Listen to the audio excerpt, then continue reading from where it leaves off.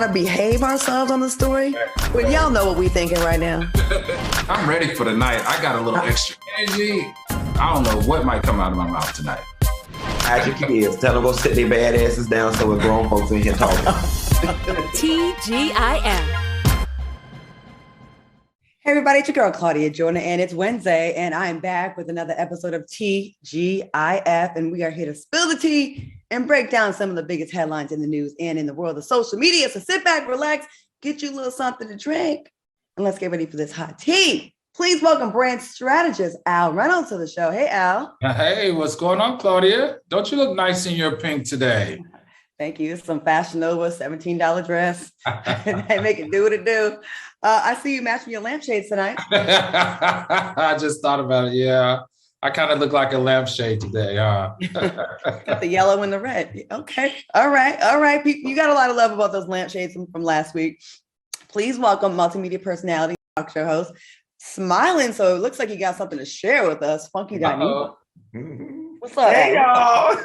What you like? What's going on? Yo, you get your little piece of something last night? I actually did have a gentleman caller last night. Oh, wow. I felt it. But that ain't got nothing to do with this smile. I'm just smiling. You're smiling hard. No, that ain't. It's just the same old raggedy little boy. Like it ain't nothing. No, there's something different. Nothing. But I'll talk to this about when we get to this portion of the show. I had to dump one of my gentleman callers about that stuff going on over in Ukraine and Russia. And we'll talk about that. My Russian one? Mm-hmm. Oh, we can't be friends no more. Oh, wow. Is he pro-Putin? Yeah. Was he a good lover? Yeah. So I said to put him out. Before or after the set? After. I found out before. But all right, stay focused at all times, right? We had work to do. So after the job was completed, I was like, it's been a nice ride, but you can't come around here no more. So you put him out your house like a little refugee. Yeah. Okay. Well, whenever you want to talk about it, you just let us know. I don't know if that's a sensitive subject or not. No, not at all. Okay. You got a roster then, huh? They say the best way to get over one man is to get under another one. So I just move one from the bench to the court. That's all. Alrighty then. Well, I don't even. What y'all drinking tonight?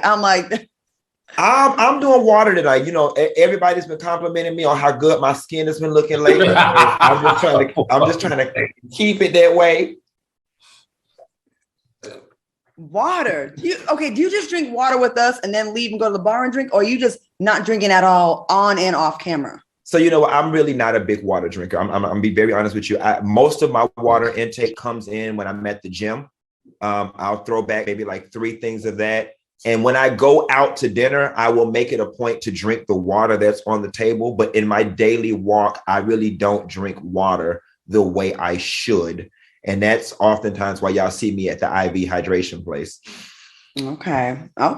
Al, what you sipping on tonight? Oh, I'm doing a red blend again. I'm finishing that bottle Menage a Trois. So, hey. Okay. I just do some vodka and cranberry juice. So we'll see what happens tonight. All right, let's get into this show. We got a lot of things to cover tonight, and the fans already, they are all up in the chat just going in, and they have comments about your Russian lover. We're going to get to that later. Laverne Cox says she will not be apologizing for the comments she made about Will and Jada on the red carpet. Laverne said in Instagram Live, if the Smiths need an apology from me, I will do that privately. Why do you think Laverne Cox is so resistant to apologize for what she said, or is she not? Al, what do you think? You know, I just feel like maybe she's enjoying this media coverage. And I think and that's what she should do. I think she should make it live as long as she can. Otherwise, I'm not saying anything negative about her, but, you know, she wouldn't be in a media cycle if we weren't talking about the comment that she made. Okay. Q, thoughts? I think doubling down on a wrong is a horrible idea. I think, you know, on the flip side of things, to Al's point, if you want to stay in the media, fine. But what's the end game? You're not going to get another red carpet hosting job like that, carrying that attitude. Now, you know, it's funny because when Laverne Cox told the joke, that was such a funky Dineva joke. Like, I so would have said something like that out of my mouth, but it would have been in a podcast format, or it would have been like on TGIF. When you're on the red carpet, you're supposed to be a bit more pulled up, and you're supposed to stick to the script. What are you wearing? What are your latest projects? Where can we see you next? And that whole entanglement, it just was tacky for the occasion. And it's a little bit dated as well. Like, that's so, what was it, months ago, 6 months ago? And to kind of bring it back. I also often wonder, though, because I've definitely done some red carpet stuff, and sometimes you're under pressure from your producers that are in your ear trying to get a moment from you. So I wonder if it was really from Laverne or if it was from her producers, because it doesn't seem like something she would do. You know what, Claudia? It's so funny that you said that, because, I worked the red carpet with my ex-wife, and it is definitely something that I can see a producer doing, because they have things that they want you to say to kind of poke the bear to get a response. So I actually thought the exact same thing that you just said. Like, I thought maybe, as they were wrapping up the interview, that maybe someone said, do you want to get that entanglement thing in? Because the way she threw it at the end made me think that somebody was prompting her to try to go there. And Laverne Cox isn't new to this. She's been around for a long time. So I think she knows better. So maybe she really wanted that gig to continue and be come back for it. I've definitely been in that position where I said something that was not natural to me under the pressure from a producer. Mm-hmm. Not on TGIF, of course, but on other shows. I will say this, though, as trained media professional, somebody who's been in this for a while, Claudia, you know that, and no disrespect to the producers of this show, you don't have to listen to the producers. You don't. Because at the end of the day, it is your face out there and it is your neck on the line. There are plenty of times, especially when I was on Sister Circle, people would say things in my ear in the IVF, and I'm not saying that. I'm not doing this. Take this shit to commercial, because again, it's my face, my career, my contract on the line when something like this blows back. Nobody knows Mr. Unknown Producer who's in the microphone in the background. So you have to use your discernment. You know what I'm saying? And you have to kind of go with the energy of the moment. It was just tacky. I wonder if that's a difference in mentality. Like, when you're an actor, it's not like, okay, we have the freedom to say what we think, what we have to say. That's our job, right? Mm-hmm. When you're an actor or a model, you kind of like do as you're told. Like, it's about take my direction. And I wonder, Right. Well, Laverne Cox, we are inviting you here to TGIF if you want to come here and tell us exactly what was going on, and if it was those rotten producers that made you do this or not. And you can say whatever the hell you want to say over here, baby, because I do. Hey, we're already at over 2,000 YouTube viewers in the chat. 2062 early, 7 minutes in. All right, y'all. Come on. Tell a friend. Okay, let's get into this Diddy's son, Quincy. I don't really feel right saying that. It feels so disrespectful. Albie Shore's son, Quincy. Well, did he adopt? He didn't adopt him, right? It's not.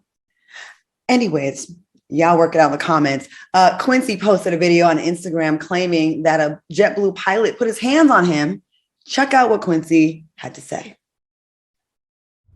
You're not taking this back on the plane. I said, yes, I am. He said, no, you're not. Grabs me and drags me on the jet bridge.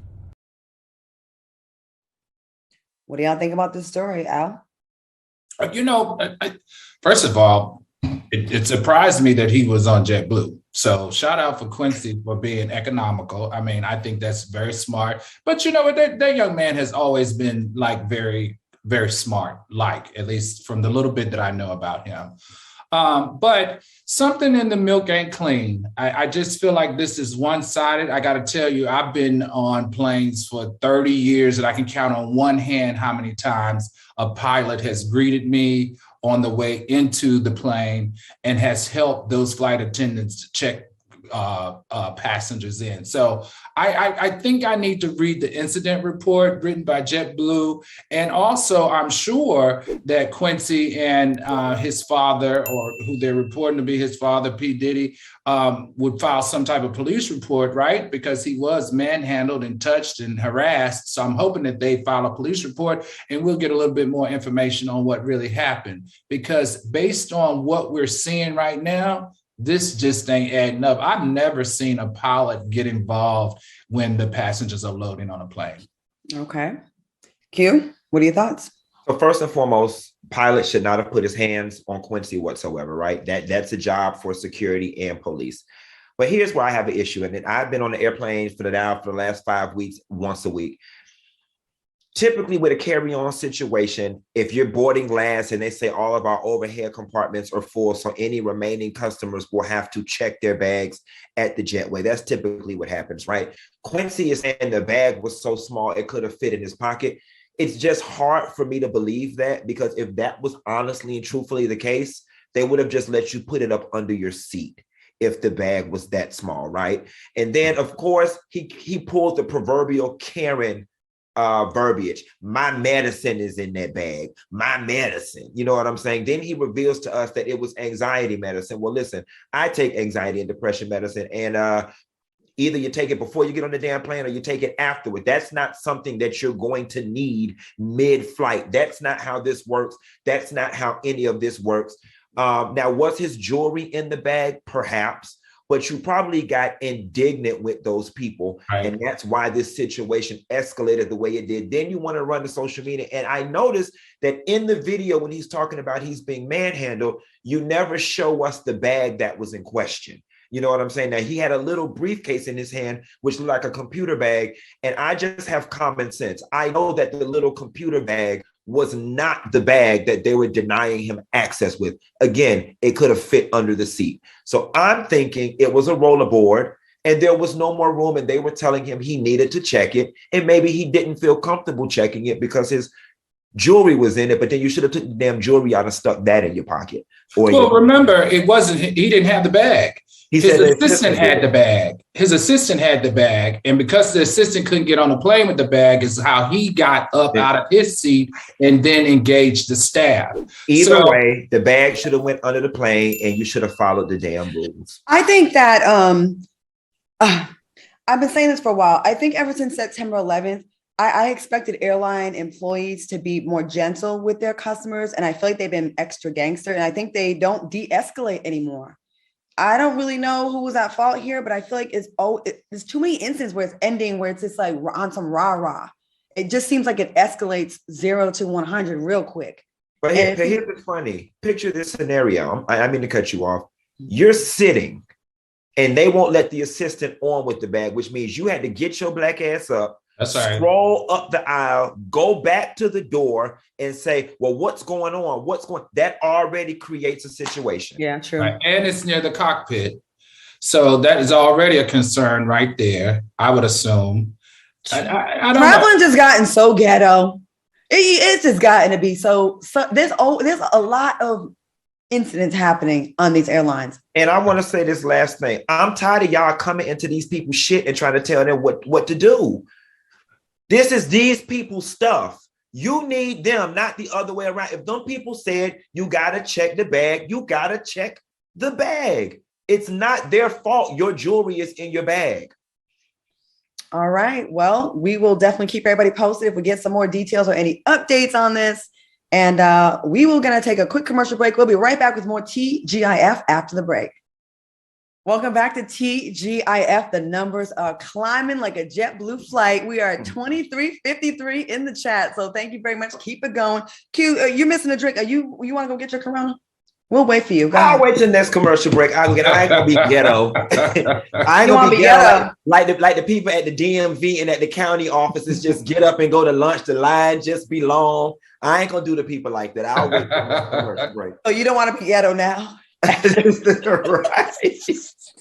All right, y'all. Let's get into this. Wendy Williams' ex-husband, Kevin Hunter, is suing the production company, Denmark Mercury, that produces her talk show for wrongful termination. Damn, that's the best picture. Can we go back to that picture? Can we go back to that picture? Guilty, whatever he did. Okay. Hunter seeks $7 million plus. Yo, who's pulling these pictures? You're feeling it. He looks suspicious in all the pictures, like he up to something.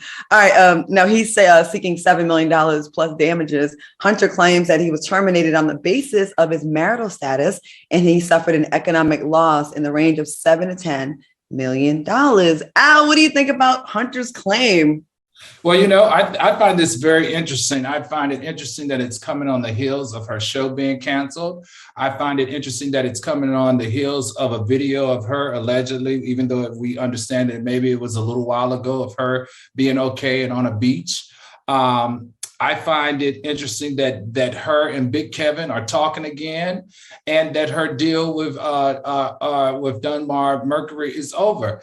I think that this is all intentional. And something about this feels intentional. Now that she's completely separated contractually from them, it's funny how now he feels comfortable suing when it's already been, what, 3 years?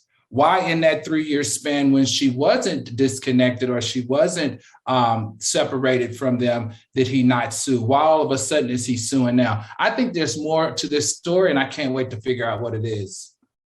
Okay. All right. Q, what are your thoughts? My sentiments 100% echo Al's.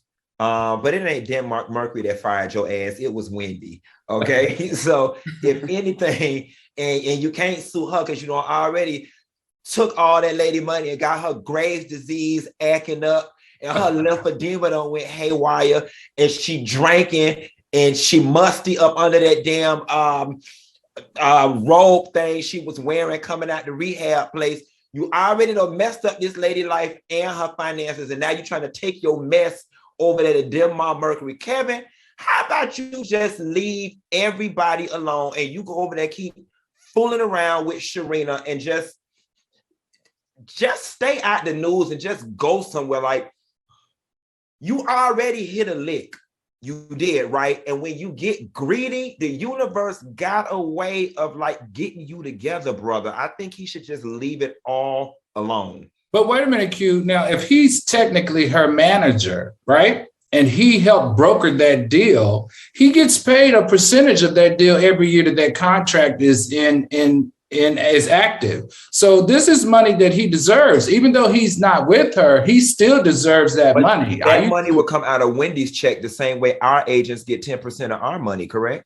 Oh, no, it depends on how they work the deal. It depends on how they work the deal. And from what I understand, Kevin was a part of the initial deal, right? Well, So I would imagine Denmark Mercury has a slew of attorneys, and that if he was owed any money contractually, I would assume that a company that large would have cut him his just due when the time comes. And like you said, Al, if that is the case, then he didn't have to wait till Wendy separated from them in order to sue them. He would have sued them day one. Yeah, I do feel like this, though. I don't know if anybody else wants to say it, but I don't mind sharing. It's just something about when they broke up, she just went haywire. I mean, it's something to be said about how he was able to manage that megastar and that mogul. I don't know. I think they're going to come back together. He's going to regroup her, and he's going to go back in and close another huge deal and make some money with this woman. Kai Brown in the chat says they're all in this together, Kevin, Wendy, and the mistress. And then Comfort Asante says he didn't want to ruin Wendy's bag. That's why now that she's done with the show, he's suing. He waited. Right. I agree with that. I can Possibly. see that. But I'm gonna tell you something I don't like, and I think that Wendy should carry it as disrespect and an insult. I don't like Wendy being relegated to this woman who can't manage her life without the assistance of Kevin. I mean, how weak and feeble is that? I hope it's not the truth. It feels in many occasions that it is, but I hope it's not, because I don't. That's just not a good place to be. My life can't function without this person. That's not an honor. I agree. I hate that narrative. Like, Wendy's just useless without Kevin Hunter. Yeah. Wendy, who started on the radio, built her brand before him, right? She built something before he got in the picture. It wasn't like he was day one, right? So right. She's just useless without Kevin Hunter. I don't like that. She's bigger than that. She's stronger than that. And I don't want her to be hearing that and believe that. You know what I'm saying? Because it feels like she probably is somewhere locked in the room crying, eating bonbons. Don't buy into that, Wendy. If that is the truth, don't buy into that. You're bigger than that. Well, speaking of people breaking up, speaking of ex-husbands, Kim Kardashian is finally free from Ye. A judge has declared Kim as legally single, and she will be going back to her maiden name and dropping West. Are y'all happy for Kim?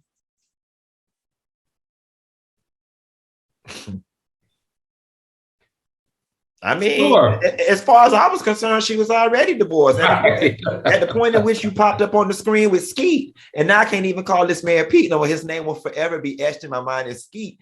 The minute she popped on the screen with Skeet, it was done. You know, this was just a matter of pushing paperwork. So nothing changes here. Al, what do you think about this?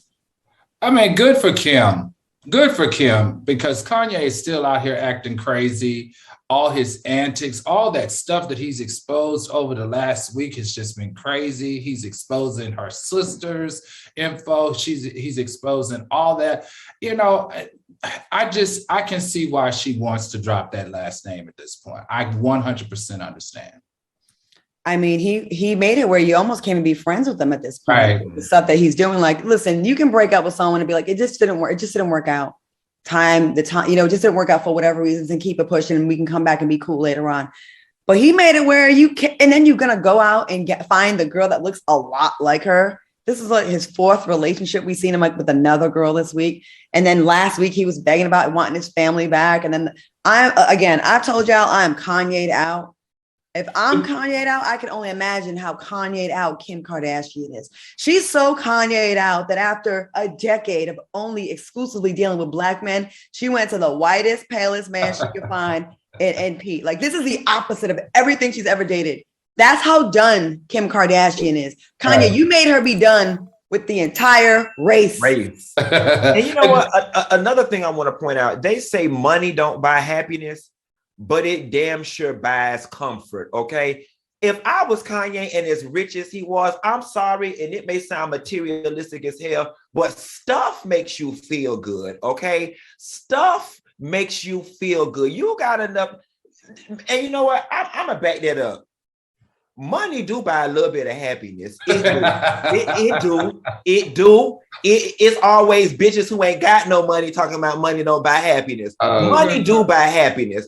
I'd be sprawled out somewhere in Maldives on a yacht with an expensive glass of wine with a whole bunch of stuff and jewelry and just be as happy as I want to be. There's just no way in hell I would be that rich and be that damn heartbroken. But maybe because, like, think about how long Kim stuck it out with him. He probably knows ain't that many people that's going to deal with all that nonsense. Like, she kind of had a lot of patience. Do y'all think Kanye knows he be acting up? Yes, he knows. He clearly knows. So then he's an asshole. So then he clearly knows. Did you watch his documentary? I did not. He clearly Kanye knows. Kanye knows what he's doing. He knows his influence. He knows his voice. He knows what he's doing. Clearly, then he needs to grow up. And if he is 100% in control of what he's doing and it's not mental illness, then you deserve every ounce of anguish that you are experiencing right now. Grow the hell up. He ain't been the same since people say his mom passed. You know what? I'm not buying that either. I'm gonna say it wasn't. We all have parents that have passed. I'm a whole orphan. I'm gonna say when he walked into that poll and got mad at Kim when he walked into the poll. Remember that? Y'all remember when he walked into the poll? Mm-mm. You don't remember that? When they were out somewhere. He was looking down. He walked straight into a poll and he was cursing. He was mad at Kim. Was sitting there trying to calm him down and de-escalate. And he was mad. It's the poll's fault. You walked into the poll, but it's the poll's fault. All right, Kanye, bye. I hope this is the last week we have to report on him. Please, Kanye, stop. I'm so sick of you. I hate your boots. I can't. I'm sick of it. All right, y'all. Teyana Taylor took to Instagram to put an end to rumors about her private life. A TikTok video has been going around about an alleged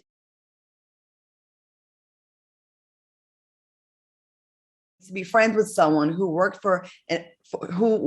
as an assistant for Taylor. The anonymous person claimed that Taylor ended up in a hospital due to a drug overdose after catching her husband Iman cheating. Here's the video.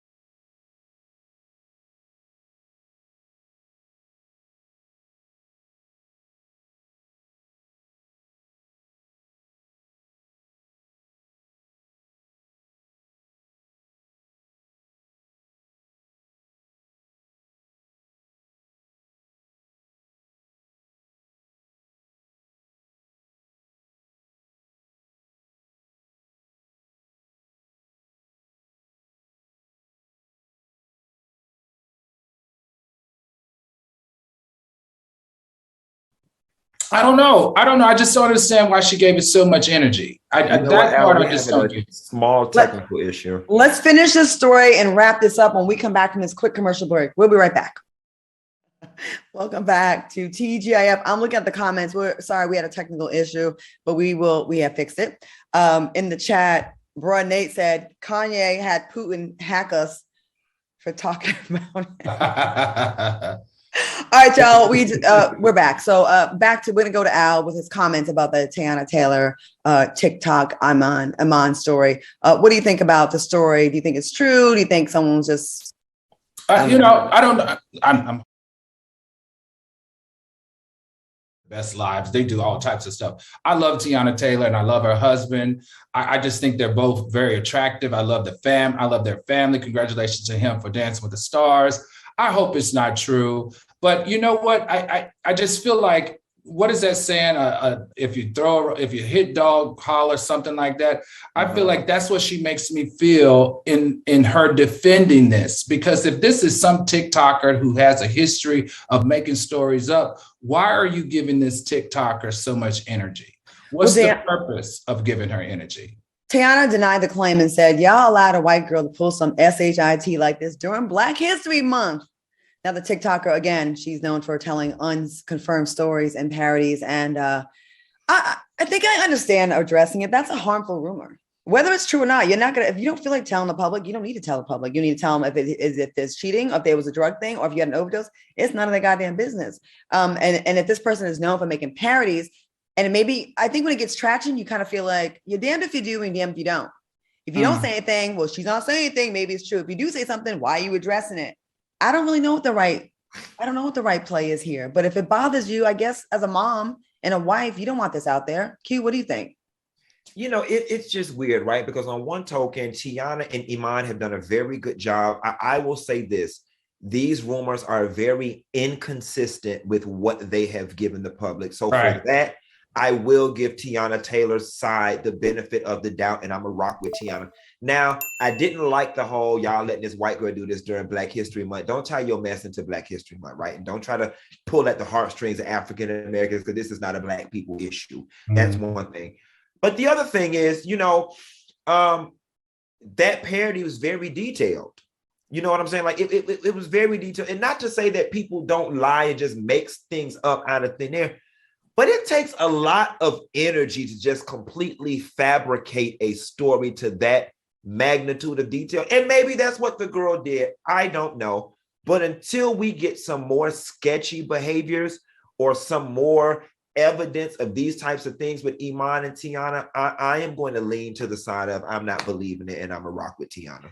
I've never heard anything about Teyana with that perfect ass body and that healthy glow she has ever being. I never seen her. I did a movie with her. Never seen her drunk. Never heard any rumors about her on drugs. Never heard anything like that about her.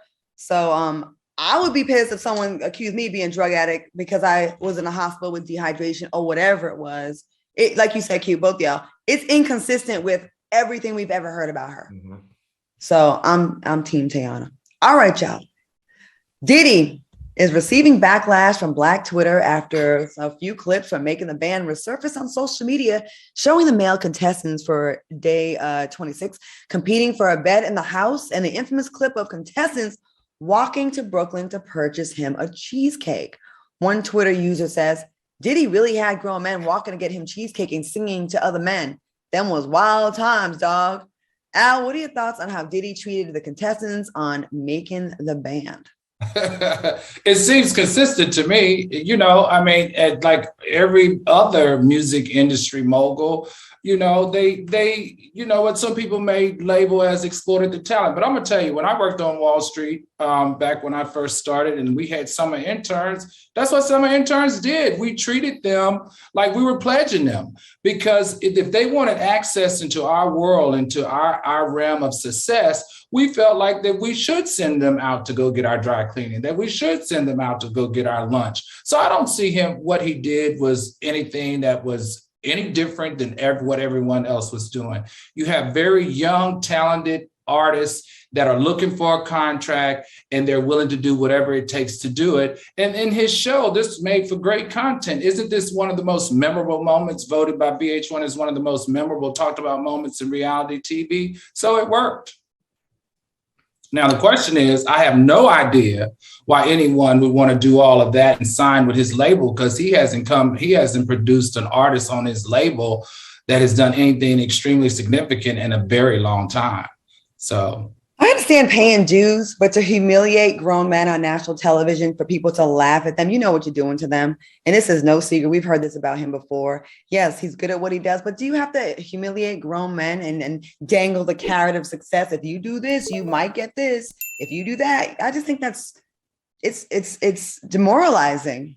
I think reality TV is all the same. All of it is demoralizing. To watch these women scream and fight and kick and all of that stuff, and they're grown women, I think that's demoralizing. But hey, it seems to make great TV, and the consumers can't get enough of it. I get unnamed reality stars that were never anything that we know of before they got on television, but you're a record mogul. This is how you're treating your talent that you want to sign? No, thank you. Q, what do you think about this? All of it was a complete waste. And it served no purpose other than to stroke Puffy's ego. I equate, and Al brought up a very good word, pledging. I equate it to a lot of nights when we was in the house and the brothers had us doing things. And I would always complain at the end of the night and be like, well, what was the purpose of that? And they would always say things like, you'll see at the end.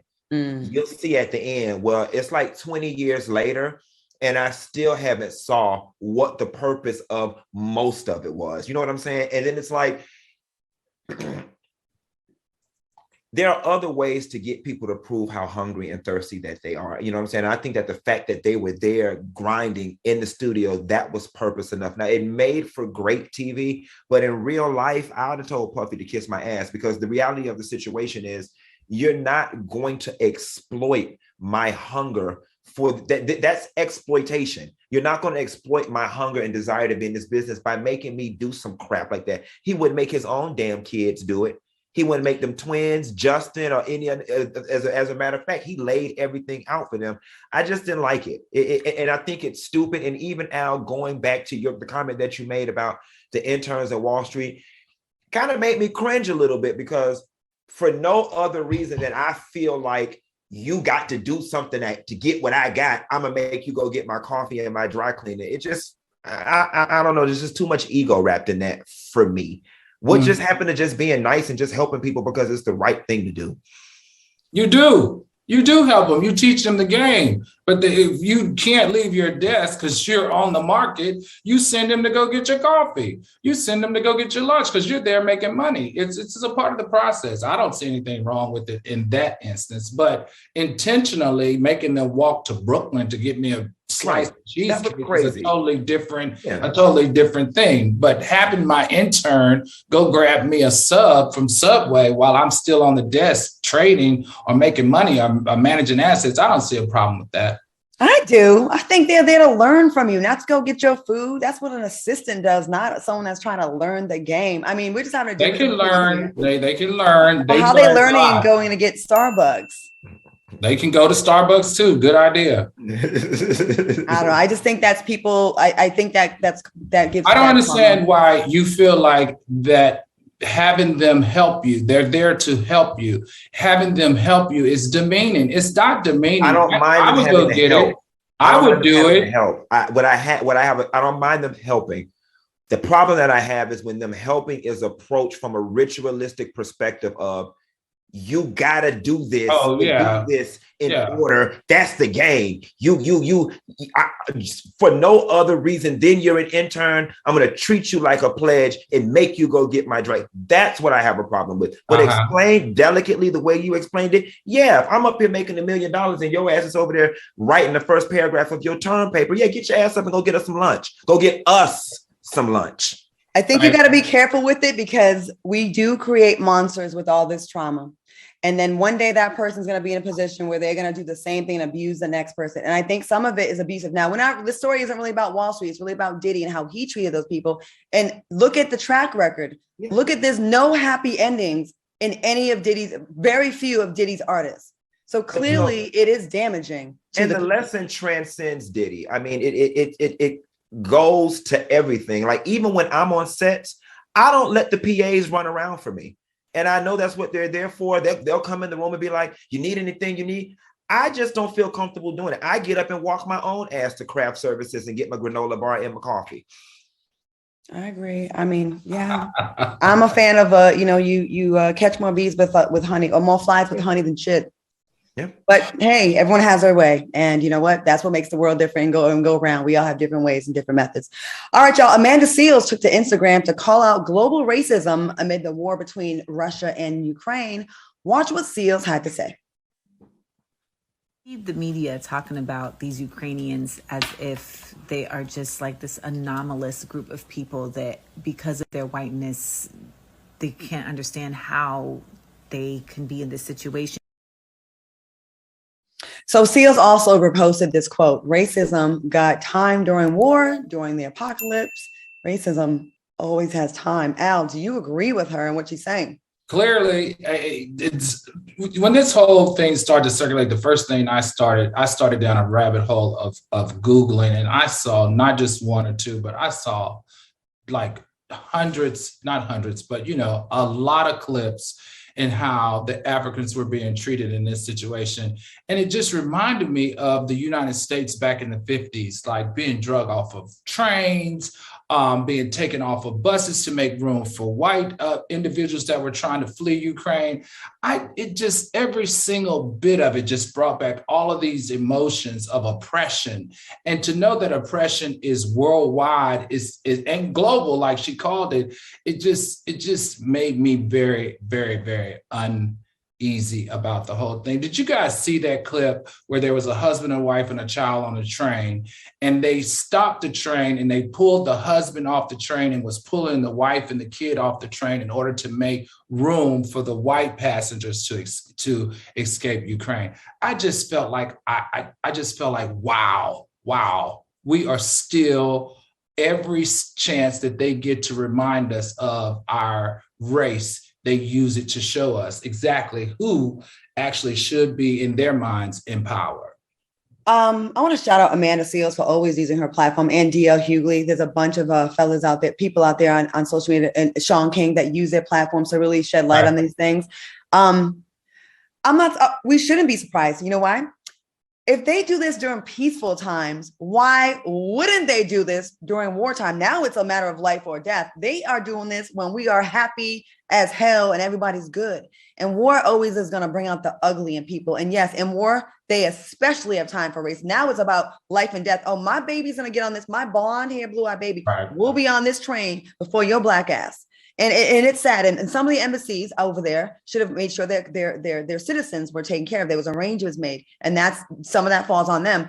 But in times like this, I got some people that have written me from over there that have family, and they said that 2 people died of exposure. Black folks died of exposure for just being out in the snow with young kids waiting and not being lodged. It's unbelievable. But again, we shouldn't be surprised, because racism gonna racism. Q, what do you think about this? I want to bring up 2 points, right? Because I think we're conflating 2 issues. First, I want to encourage everybody to go watch that Amanda Seales post, because it's like 5 or 6 slides and it's very detailed as to what's going on. But what she was talking about in the media and the way the media is portraying the situation and the train situation, they're slightly different in one regard, right? I had a friend point out to me that the train situation, while optically it looks really bad, but it had less to do with folks being Black and more to do with Ukrainians taking care of Ukrainians, right? Some people are making that argument that this is really about citizens. Ukrainian people are looking out for Ukrainian citizens first and everybody else later. So that's one issue. We'll put that in. Nationalism. That's right. So Ukraine first. Right. So that's one issue. And while I don't agree or it feels wrong, okay. The other issue, though, is that the way the media is covering it, and I think this is the bigger issue, white people, y'all really have a problem globally that y'all need to sit down in y'all's kitchen table conversations and have with each other. And the conversation that y'all need to have with one another is, why is it that you do not see the humanity in people who are not white? The things that these people were unintentionally saying out of their mouths in the media coverage was despicable. One of the country leaders got up and said, I am seeing blonde-haired, blue-eyed children being killed. What the hell does that got to do with anything? One of the other news reporters said, I am seeing, we are allowing these people into Poland because they are white Christians just like us. They're not like the Syrian refugees. What in the hell is that supposed to mean? You know what I'm saying? It's like you're telling on yourself. In short, they're saying they're like these are not refugees. They got blonde hair and blue eyes, but the Syrians are refugees. Other people were saying, we don't see these types of things in Europe. We see it in Afghanistan and Pakistan, as if y'all are above being in war. So the greater issue is white people, y'all are telling on yourselves. And it's seeping out in the way this is being reported in the media. Before we go to commercial, I just want to acknowledge in the chat, 3,080. Woo! Come on, girl. Come on, 3,080. You think we're gonna get to 4,000? Maybe. We got. See, we can. I just want to say this, and to piggyback up your comments, Q. How do y'all feel good about this? I mean, yeah, I get there's protocol and passports and blah blah blah, but when you see a baby that's 2 months old that's being held by its mom in the snow and they're trying to escape a ravaged city where missiles are literally taking out civilians and apartment buildings and museums, and you have the time. I get Ukraine first, but these are people that came to your country to study. These people came to be doctors and lawyers and scientists. Not that qualifies them as good enough, because we got to stop doing that. Oh, he was a good person, a good black. You know what I mean? Like, we got to stop with that. Like, you only, super smart and the elites black folks are valued. But come on, how do you see a baby in a mom's arms and say, nah, and give it a Heisman? I don't get it. You know what, Claudia? I want to point out one more thing before we go to commercial break, and it's not to further divide our community, but a lot of people were pointing out the fact that let's not pretend like many of those Africans, in particular those from Nigerian, have an anti-African American sentiment and oftentimes feel more in alignment with European countries, and that's why they took their ass over there. Like, I've seen a lot of stuff in Black Twitter with people basically saying Black Americans, don't waste y'all damn time and y'all prayers going to bat for their ass because they really don't care for Black Americans either. And it's like, this is just a very nuanced, very it's a very peculiar situation. And it's sad. And it's sad because that baby didn't have a choice. Baby didn't have a choice. Baby didn't have a choice to be anti-African American, All right, y'all. Quick. I can just mind my business and drink my water. That part. Let's take a quick commercial break and not care about anybody else. We'll be right back. Welcome back to TGIF. Again, we hit 3,000. Where we at now? We are at 3,065. Okay, y'all. We see y'all. Thank you very much. I want to get into the story real quick. I live in Texas, and it was a huge election last night. Well, the primaries were last night, and our whack ass governor, people are continuing to support this guy, this evil man. Texas Governor Greg Abbott is being sued for trying to criminalize the treatment of transgender children. Last week, Governor Abbott directed state agencies to investigate the care of transgender children as child abuse. Investigate the care of them as child abuse. He's being sued for violating the constitutional rights of transgender children and their parents. Q, what do you think about this story? I hate to make this about Donald Trump, but Donald Trump has ushered in this very nasty style of politics where now you just harp on these little buzz issues or whatever to keep your base rallied. And it's just all about securing power. Abbott don't give two shits about transgender children one way or another. It's all about rallying up his base and using this. This is one of those hot button issues. And then it's so sad because I watch how many Black people and how many, other people who claim they're allies of the community are in support of this BS. Now, on one token, y'all always want to holler about let people do what they do with their children, to each his own. Let people raise their children the way they want to raise their children. Then on the other, y'all are like, yeah, they need to, listen, sexuality and all this stuff needs to be taken on an individual basis. whatever a parent feels is best for their child, that parent needs to have the ability to do so. I get sick and tired of people who have never been gay or trans in their lives being such authorities on it. They too young to make that decision. Well, when did you decide you were straight?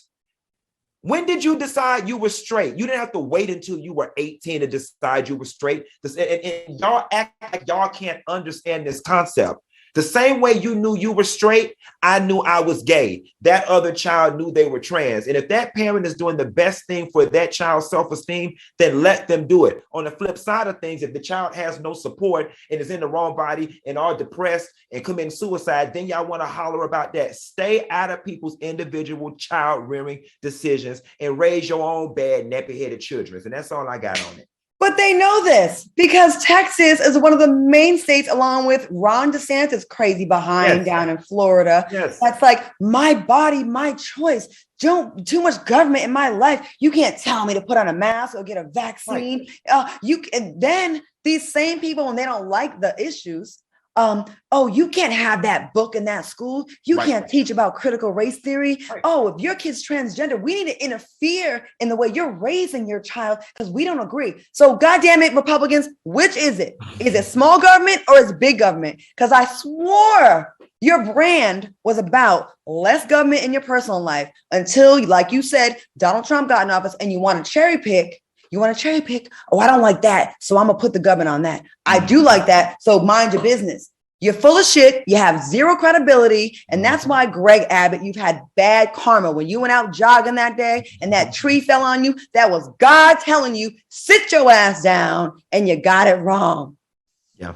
They call him Hot Wheels down here. I got to disagree with you two on this one. I really feel like when I read the article, what he was saying was that, young kids that are like 8 and 12 and 14 should not have the ability to go to these registered people and get hormone shots or to get transgender changing surgeries on their bodies at this young age. I don't know. I feel like, that now we got to go to commercial. That should be governed. You know what? Of course not the surgery. Of course not till you're 18. But he wants parents jailed for the care. But we'll get into, we're gonna have to get into this on the next show. Let's take a quick commercial break and we'll be back with more. Welcome back to TGIF. One more time, special shout out to everybody in the chat that got us over 3,000, and we will be asking for 4,000. I know people. I saw a comment. Why Claudia always mention the numbers? Because I'm shouting out the soulmates that support us. That's right. Y'all make us, and we appreciate you. So you shut up, lady. All right, Al. I was just saying. I just remember as a kid, there were some things that I just was very passionate about. One of the things was I swore I wanted to be Aquaman. I mean, you guys probably don't know who Aquaman is because I'm telling my age now. And I wanted everything. I wanted to wear Aquaman suit all the time. I wanted to be the color of Aquaman. I was very passionate. I wanted to wear the clothes every day. So I just feel like there is an age limit, right? That we still as parents have to parent. And parenting and not allowing a person to just have everything that they feel is okay. So in this case, Abbott, what I read was that he was going to persecute those who perform gender changing surgeries that allowed these young kids to take these hormones because they feel like that in some of the cases that they were women instead of men or men instead of women. And I don't feel like there's anything wrong with governing that because I just don't always feel like, even though at a young age you may know that you're gay, it doesn't mean that it's okay to change everything about your life right there. It doesn't mean that you can't do it later. It doesn't mean that you can't wait a year or two until you're 16 or 18 to do it. What's the big issue? I think because of how these surgeries are and because they're so technical and they're also so risky, we can't just be performing it on anybody that wants it. I hear you, Al, and I don't think anyone should have any kind of body transforming surgery until they're 18. But I will say this, there's a huge difference between being gay and being trans. It's how you identify as a human. And also part of this with Abbott, he wants teachers to be arrested and held accountable if they have and basically snitch on trans children in their class that are trans. And he's got a little wicked agenda here. He's definitely carrying the torch for Donald Trump. We don't have enough time to get to this delicious story. She's going through divorce. We will definitely get on that topic on Friday. Fellas, thank you so much for a very fun and engaging show. I want to definitely shout out the chat, y'all. We was in the 3,100 territory tonight. All right. Y'all happy about that? I am. I'm gonna have me a little drink today. It don't take much reason for me to have a drink. Oh, look at you. All right, y'all. I want to thank my co-hosts, Al Reynolds and Funky Dineva. Stick around because T.S. Madison is coming up next. And we'll see y'all on Friday, y'all. Have a good one. Bye, soulmates. Bye, fellas. Have a good night.